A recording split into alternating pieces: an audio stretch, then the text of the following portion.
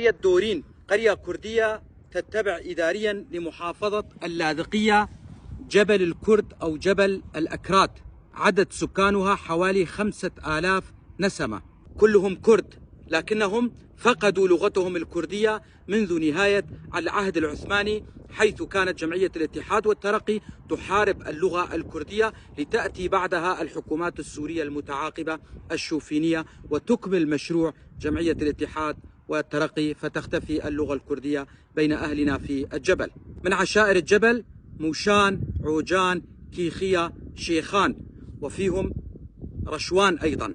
موشان أي أنهم بالأصل من منطقة ومدينة موش الكردستانية في شمال كردستان بين قوسين تركيا. وكيخية أيضا تأتي من الشخص ذو الشأن العالي، كي نقول عن الكي هو الشخص ذو المكانة العالية اجتماعيا.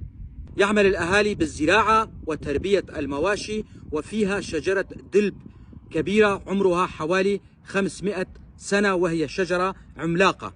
وصلتني هذه المعلومات من أحد أبناء جبل الكرد أو الأكراد، وأنا ألقيها بصوتي. أنا علي عبد الله كولو، محام من منطقة درباسية. أتمنى كما يتمنى كل الكرد الناطقين بالكردية أن يتعلم أهلنا في الجبل لغتهم الكردية، وأن يعلموها لأولادهم، وأن يسموا أولادهم بأسام كردية، فلغتنا الكردية هدية من الله كبقية اللغات، وعلينا أن نتعلمها. دمتم أهلنا في جبل الكرد أو الأكراد وقرية دورين.